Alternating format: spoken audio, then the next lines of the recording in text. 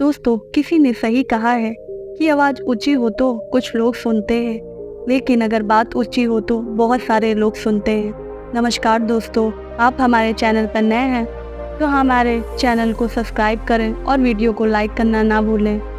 आशा करती हूँ आपको यह कहानी अवश्य ही पसंद आएगी। अगर आपको कहानी पसंद आए तो हमें कमेंट कर बताएं कि आपको कहानी कैसी लगी। चलिए कहानी शुरू करते हैं बिना किसी देरी के। यह कहानी एक लड़के की जो कि 24 साल का है। वह सेठ के यहाँ पर नौकरी करता था। उसके माँ बाप इस दुनिया में नहीं थे। जिंदगी बड़ी परेशानी से चल रही थी। वह जाता, रोजाना पैसे कमा करके घर आता, खाना बनाता, खाता और सो जाता। एक दिन उसने देखा कि एक बूढ़ा फकीर अपनी पीठ पर 3 ठेले लेकर एक शहर से दूसरे शहर की ओर जा रहा था। वह काफी बूढ़ा भी था और काफी देर से वह यूं ही सफर कर रहा था और आखिरकार कुछ दूर सफर करने के बाद वह चलते चलते थक कर एक पेड़ के नीचे बैठ गए। तभी उनकी नज़र एक नौजवान युवक पर पड़ी जो उसी रास्ते से जा रहा था और वह भी उसी दिशा में जा रहा था जिस दिशा में उन बूढ़े फकीर को जाना था। तभी वह लड़का उन बूढ़े फकीर के पास से होकर गुजरा। इस पर वह फकीर उस लड़के से कहते हैं, सुनो बेटा, क्या तुम मेरी थोड़ी सी मदद कर सकते हो? यह ठेला बहुत भारी है और मैं बूढ़ा हो चुका हूँ। मैं ज़्यादा समय तक इस बोझ को नहीं उठा सकता और मैं बहुत थक भी चुका हूँ। तो क्यों ना तुम मेरे एक ठेले को ले लो और मुझे दूसरे गांव तक पहुँचा दो। इसके बदले में मैं तुम्हें 3 स्वर्ण मुद्राएं दूंगा। वह लड़का उन फकीर की सारी बातें सुनता है और उन फकीर से कहता है, कोई बात नहीं बाबा, मैं आपकी मदद करने के लिए तैयार हूँ। कहिए आपको कहाँ जाना है? ऐसा कहकर उस लड़के ने उन फकीर का एक ठेला उठा लिया और अपने कंधे पर ले लिया। तभी उस जवान लड़के को यह एहसास हुआ कि यह ठेला तो सचमुच बहुत भारी है। वह लड़का और फकीर दोनों रास्ते में आगे की ओर बढ़ चले। कुछ दूर आगे चलने के बाद देखते ही देखते वह गांव खत्म होने लगा और अब एक सुनसान रास्ता आगे की ओर जा रहा था। वे दोनों अपने मार्ग में मस्त होकर आगे की ओर बढ़ रहे थे। जब भीड़ से पूरी तरह से अलग हो गए तो वह लड़का उन फकीर से कहता है, बाबा, इस ठेले में आखिर ऐसा क्या रखा है जो यह ठेला इतना वजन है? इस पर वह फकीर आदमी उस लड़के को जवाब देते हुए कहते हैं, कुछ नहीं बेटा, बस इसमें तांबे के कुछ सिक्के भरे हुए हैं, इसी कारण यह ठेला बहुत वजन है। उस फकीर की बात सुनकर वह लड़का मन ही मन सोचने लगा, यह बाबा जरूर ही कोई व्यापारी है, तभी तो इतने सारे तांबे के सिक्के लेकर चल रहे हैं। और फिर तभी उसके मन में एक ख्याल आया कि मुझे क्या करना, मुझे तो खाली यह ठेला दूसरे गांव तक पहुंचाना है, बस इतना ही। जैसे ही उसके मन से यह ख्याल आया, उसने तांबे के सिक्कों का वह ख्याल अपने मन से निकाल दिया और अपनी धुन में मस्त होकर वह आगे की ओर चलने लगा। चलते चलते कुछ और समय बीत गया और वे दोनों एक नदी के किनारे जा पहुँचे। लड़का हट्टा कट्टा था और काफ़ी चुस्त और दुरुस्त था, इसलिए वह बिना सोचे समझे उस नदी में उतर गया। किंतु वह फकीर अब भी किनारे पर खड़े थे। इस पर वह लड़का उन फकीर से कहता है, क्या हुआ बाबा, चलिए आइए, हमें यह नदी पार करनी होगी, तभी तो हम उस गांव तक पहुंच पाएंगे। इस पर वह फकीर उस लड़के से कहता है, मैं जानता हूँ बेटा कि हमें यह नदी पार करनी ही होगी, लेकिन जैसा कि तुम जानते हो कि मैं अब बूढ़ा हो चुका हूँ और दोनों ठेले लेकर मैं यहाँ नदी पार नहीं कर सकता। कहीं मेरा पाँव फिसल गया तो क्या होगा? क्या तुम मेरे एक गठरी को ले सकते हो? मैं तुम्हें इसके बदले में 3 स्वर्ण मुद्राएं दूंगा। इस पर वह लड़का मुस्कुराते हुए उन फकीर से कहता है, बाबा, आप मुझे शर्मिंदा ना करें। यदि आप मुझे स्वर्ण मुद्राएं ना भी दें तो भी मैं आपका कार्य अवश्य करूंगा। मैं आपको उस दूसरे गांव तक जरूर पहुंचा दूंगा। इस पर फकीर मुस्कुराते हुए उस लड़के से कहते हैं, बेटा, तुम तो बड़े ही भले इंसान लगते हो। इतना कहकर उन्होंने वह दूसरी गठरी भी उस लड़के को थमा दी। उस लड़के ने जब वह दूसरी गठरी अपने कंधे पर रखी तो वह गठरी भी उसे बहुत ज़्यादा भारी लगी, लेकिन उसने वहाँ पर कुछ नहीं कहा। जैसे तैसे उन दोनों ने नदी पार की। नदी पार करने के बाद बातों बातों में ही उस लड़के ने उन फकीर से कहा, बाबा, आखिर इस दूसरी गठरी में क्या है? यह गठरी भी बहुत वजन है। इस पर वह फकीर उस लड़के को जवाब देते हुए कहते हैं, बेटा, इसमें चांदी के सिक्के हैं इसी कारण यह गठरी भी बहुत भारी है और वजन है। उन फकीर की यह सारी बात सुनकर अब उस लड़के का दिमाग तेजी से काम करने लगा था। वह सोच रहा था कि एक थैले में तांबे के सिक्के और दूसरे में चांदी के। ऐसा प्रतीत होता है मानो यह फकीर बाबा कहीं दूर से आ रहे हैं और इन्होंने अपनी सारी जमीन जायदाद बेचकर यह सारे सिक्के इकट्ठे किए, तभी तो वह इतना धन लेकर चल रहे हैं। लेकिन वह लड़का उन फकीर से कुछ नहीं कहता। वे दोनों चुपचाप मार्ग में आगे की ओर बढ़ते चले जाते हैं। कुछ दूर आगे बढ़ने के बाद एक बार फिर एक सुनसान राह आती है। उस सुनसान रास्ते को देखते ही उस लड़के के मन में तरह तरह के विचार उत्पन्न होने लगे। वह यह सोचने लगा, अरे यह तो सुनसान जगह है, अगर मैं यह सिक्के लेकर यहाँ से भाग जाऊँ तो यह फकीर मुझे कहाँ पकड़ पाएगा। मुझे नहीं लगता कि यह मुझे कभी पकड़ पाएगा, और यहाँ पर कोई है भी नहीं जो इनकी मदद कर पाए। और वैसे भी यह बहुत सारे सिक्के हैं, मैं इनसे एक अच्छी दुकान खरीद सकता हूँ, अपना नया व्यापार शुरू कर सकता हूँ। और वैसे ही यह बूढ़ा फकीर अब इन पैसों का क्या करेगा, इससे अच्छा तो मैं ही इन्हें रख लेता हूँ। वह लड़का यह सब बारे में सोच ही रहा था, तभी अचानक उसे खुद पर आश्चर्य हुआ। अरे मैं ये क्या सोच रहा हूँ, यह फकीर बाबा ना जाने कहाँ से आ रहे हैं और क्या कुछ करके इन्होंने इतने सारे पैसे इकट्ठे किए होंगे। मुझे इनका फ़ायदा नहीं उठाना चाहिए, नहीं नहीं, मुझे ऐसा नहीं करना चाहिए। उसने कुछ देर के लिए तो अपने मन को विचारों पर काबू कर लिया। उन्होंने कुछ देर बाद उसके मन के विचार उस पर देखते ही देखते हावी होने लगे। वह लड़का दो ठेले लेकर उन फकीर के पीछे पीछे चल रहा था, और कुछ दूर आगे चलने के बाद एक पहाड़ी आई। इस पर वह फकीर बाबा उस लड़के से कहते हैं, बेटा यह पहाड़ी मैं नहीं चढ़ पाऊंगा, मैं काफ़ी बूढ़ा हो चुका हूँ और मेरे घुटनों में भी दर्द हो रहा है। यदि तुम मेरी तीसरी गठरी भी ले लो तो मैं तुम्हें 3 और स्वर्ण मुद्राएं दूंगा, लेकिन याद रखना इसे कहीं गिराना मत, कहीं यह गठरी खुल ना जाए। इस पर वह लड़का उन फकीर से कहता है, क्यों बाबा, आखिर इसमें ऐसा क्या है। इस पर वह फकीर उस लड़के से कहते हैं, बेटा इसमें स्वर्ण मुद्राएं हैं। यह सुनकर वह लड़का मन ही मन बहुत प्रसन्न हुआ। उसने चुपचाप वह गठरी भी ले ली उन फकीर से, और देखते ही देखते वो दोनों मार्ग में आगे की ओर बढ़ने लगे। अब वह फकीर बिना कोई वजन लिए हुए आराम से पहाड़ की चढ़ाई पर चढ़ रहा था, किंतु वह नौजवान लड़का जो पीछे था वह वजन के कारण बहुत ही धीरे धीरे चल पा रहा था। लेकिन जब से उसने सोने का नाम सुना था उसका मन तो छलांग मार रहा था।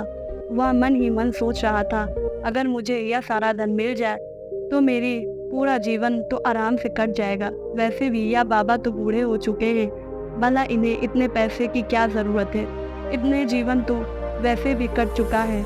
मैं एक काम करता हूँ, यह सारा पैसे लेकर भाग जाता हूँ। लड़के के मन में अनगिनत विचार उठ रहे थे। लड़के का मन अब उसकी बुद्धि पर पूरी तरह से हावी हो चुका था, और उस लड़के का मन अपनी बात को सही साबित करने के लिए उससे कुछ भी करा रहा था। तभी उस लड़के के मन में एक और विचार उत्पन्न हुआ। अब की बार वह लड़का यह सोच रहा था कि यह फकीर बाबा कोई चोर तो नहीं, वरना इनके पास इतने सारे स्वर्ण मुद्राएं कहाँ से आएगी। अगर यह कोई व्यापारी होते तो भला एक तरह के पैदल यात्रा तो नहीं करते, और अगर इनके पास इतने सारे पैसे थे तो यह कोई न कोई साधन भी अवश्य कर सकते थे। लगता है यह कोई चोर है, और चोर से चोरी करने में भला क्या बुरी बात है। यह सोचता हुआ वह लड़का अब उन फकीर से तेजी से आगे बढ़ रहा था। देखते ही देखते वह फकीर से आगे भी निकल चुका था, और वह यह सोच रहा था कि जैसे ही इस पहाड़ की ढलान आएगी मैं तीनों गठरियाँ लेकर भाग जाऊंगा। इससे यह सारे पैसे मेरे हो जाएंगे और मेरी गरीबी भी हमेशा के लिए दूर हो जाएगी। मैं जो चाहूँगा मैं वह कर पाऊँगा, मेरे पास बहुत सारा धन होगा।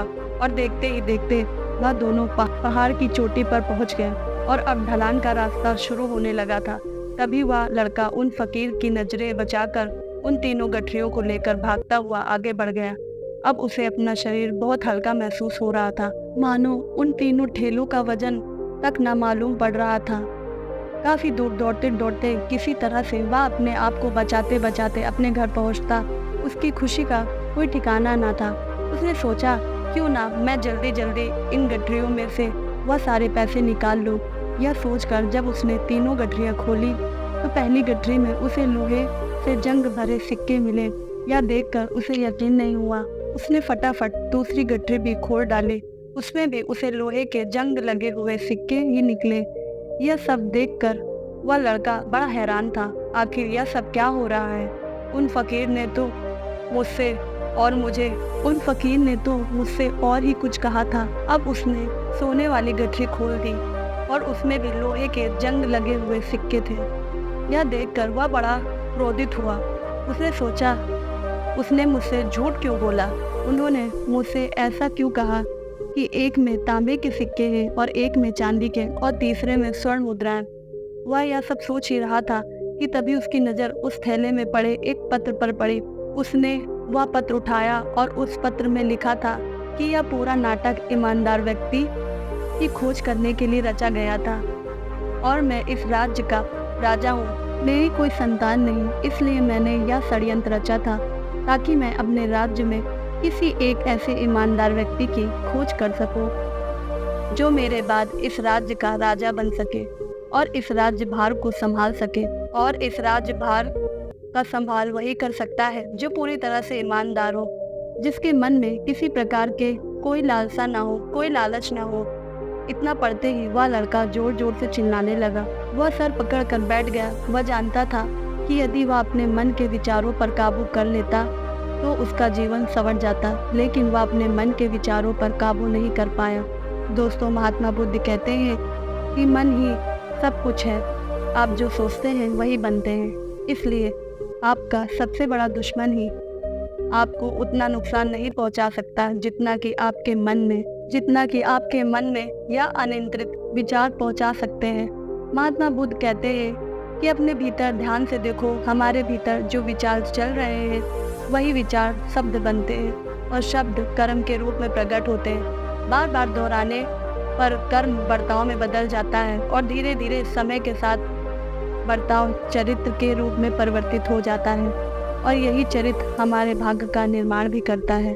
इसलिए हमें हमेशा अपने विचारों के प्रति सजग होना चाहिए।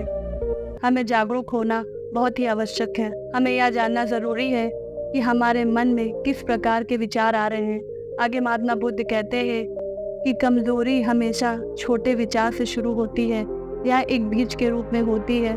यदि इस बीज को नष्ट ना किया जाए तो यह छोटी सा विचार बहुत ही जल्द एक विशाल वृक्ष का रूप ले लेता है और हमारी बुद्धि को सोचने और समझने की क्षमता को पूरी तरह से नष्ट कर देता है। जिस प्रकार आपने इस कहानी में देखा कि किस प्रकार उस जवान लड़के का मन उस पर हावी हो चुका था।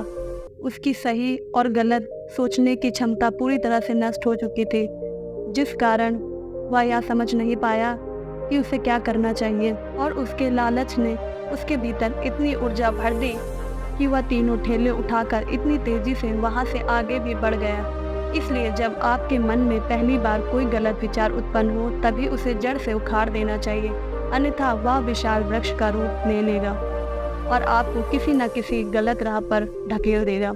अब चाह कर भी उसे रोक नहीं पाएगा, लेकिन अब उसके मन में यह प्रश्न उठ रहा होगा कि हम भला अपने मन के विचारों को कैसे नियंत्रित करें। हमारा मन तो इतना चंचल है, वह इतना शक्तिशाली है कि हम पर हावी हो ही जाता है। हम चाह कर भी उस पर नियंत्रण नहीं कर पाते। इसके जवाब में महात्मा बुद्ध हमें दो बातें समझाते हैं। कई बार आपने देखा होगा कि आपके मन में कुछ और होता है किंतु आप कुछ और कहते हैं, क्योंकि आपके मन के भीतर जो कुछ बसा है वही आपके मुख से बाहर भी निकल रहा है। लेकिन जब हमसे वह गलती हो जाती है तो उसके बाद हमारा मस्तिष्क अच्छी तरह से काम करना शुरू कर देता है।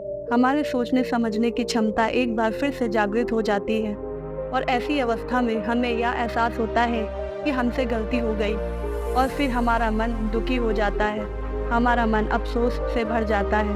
इस भारीपन और दुख से बचने के लिए महात्मा बुद्ध हमें सही इरादा विकसित करने के लिए कहते हैं। इसके लिए जब भी आप कोई कार्य करने जा रहे हो तो सबसे पहले आपको यह खुद से पूछना चाहिए कि जो कुछ भी मैं करने जा रहा हूँ इसके पीछे मेरा इरादा क्या है। क्या मैं दूसरों को दुख पहुँचाना चाहता हूँ या दूसरों को नीचे दिखाने जा रहा हूँ या मैं खुद को ऊपर उठाने जा रहा हूँ। खुद से सवाल कीजिए, खुद को जागृत कीजिए। जब आप इरादों के प्रति सचेत होने लगेंगे, जब आप विचारों के प्रति सजग होने लगेंगे, तभी आपके भीतर सकारात्मक ऊर्जा प्रवाह होगी। तभी आप सकारात्मक इरादों से जुड़ने लगेंगे और आपके मन में भीतर बसी हुई वह नकारात्मक ऊर्जा, नकारात्मक इरादे दिन ब दिन कम होने लगेंगे। परंतु याद रखें, आपको यह हर रोज करना होगा और आपको यह हमेशा ध्यान रखना होगा कि आपको केवल अच्छा सोचना, आपके इरादे हमेशा अच्छे होने चाहिए। तभी आप दुख और तकलीफ़ों से बच सकते हैं, अन्यथा आप इसी तरह से दुख और तकलीफ़ों से घिरे ही रहेंगे। आप कभी इससे निकल नहीं पाएंगे। दूसरी बात, मन के प्रति सजगता विकसित करो, जिससे आपका मन देखते ही देखते शांत होगा। आपके मन में भीतर बसी हुई नकारात्मक ऊर्जा, नकारात्मक विचार खत्म होने लगेंगे और आप शांति की ओर आगे बढ़ने लगेंगे। और आपके इरादे, इसके लिए बस इतना ही करना है कि इस पल में जो कुछ भी हो रहा है आपकी आंखों के सामने, आपके भीतर जो कुछ भी जैसा भी चल रहा है, बस उसे देखते रहना है। अपने मन में अच्छे विचारों, अपनी भावनाओं और अपने इरादों पर और अपनी यादों पर बिना प्रतिक्रिया किए हुए उन्हें केवल देखते रहना है, जिससे आपके मन में सारे विचार देखते ही देखते खत्म होने लगेंगे। आपका मन खाली होने लगेगा। आप नकारात्मक विचारों की सोच से बच सकते हैं और आप इन दुख और तकलीफ़ों से भी दूर रह सकते हैं। इसलिए महात्मा बुद्ध कहते हैं, जो स्वयं को देखता है वही सबसे बड़ा तपस्वी है। अर्थात जो अपने मन में चल रहे उन विचारों के बिना प्रतिक्रिया किए हुए केवल देखता है और उन पर कोई प्रतिक्रिया नहीं करता, बस उन्हें देखता है और समझता है। वास्तविकता में वही मन पर नियंत्रण भी कर सकता है और वही अपना जीवन सुखी और खुशहाल तौर पर जी सकता है। इसलिए यदि आप भी अपने जीवन को सुखी और खुशहाल बनाना चाहते हैं, तो आपको सबसे पहले अपने मन पर नियंत्रण साधना ही होगा, अपने मन को खाली करना ही होगा, अपने मन के विचारों के प्रति आपको सजग होना ही होगा। दोस्तों, उम्मीद करती हूँ आपने आज के इस वीडियो से ना कुछ ज़रूर सीखा होगा। अगर आपको यह कहानी अच्छी लगी है तो वीडियो को लाइक करें और चैनल को सब्सक्राइब करना ना भूलें। मिलती हूँ अगली वीडियो में, तब तक के लिए स्वस्थ रहिए, मस्त रहिए। धन्यवाद।